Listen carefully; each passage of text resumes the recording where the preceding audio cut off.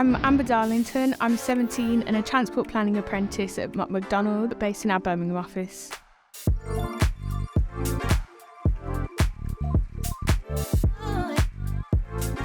While all my friends were applying to A-levels, I realised I didn't want to do my A-levels. I'd pretty much hated school.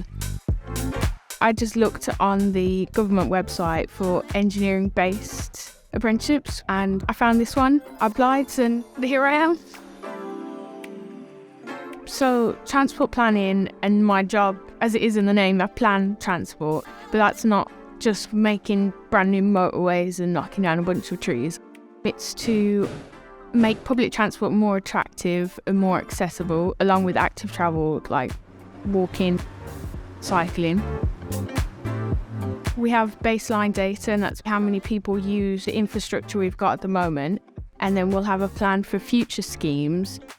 And that proves to the council, if you implement this scheme we're telling you about, more people will use it, so there's less traffic. I really enjoy working in transport planning because I can see how it impacts people's lives and just generally improves how they get around.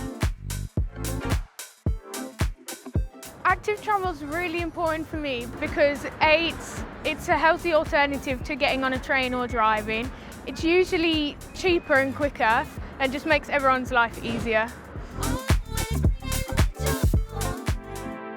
I get so much freedom to just work how I want, where I want, when I want. I do love my job, and it's just so nice to not be at school pretty much. Everyone always thinks our apprentices are on £5 an hour, but very rarely are apprentices on minimum wage. It's nice to get paid, it's great, and it's nice to joke with my work friends that I don't have student debt and they do. Everyone's really supportive here. They really understand that I'm an apprentice. I don't have a degree. I only have a 1.5 years experience. They're really willing to help me understand and just to grow within the industry. I get to work independently within my own project. So I'm just looking at some previous CAD files from the Commonwealth Games. What I did was help ensure that the bus loading zones were the correct size. We decided 12 metres for a bus would be enough space for it to pull in and park and then reverse out and come out and continue on. And then we said 1 metre between each bus stop would be adequate enough for the buses to not crash into each other and cause some issues. It was really interesting actually because I got on one of these buses and I was like, I helped plan this. When I finish my apprenticeship, I get a level 3 BTEC in transport planning and an BTEC.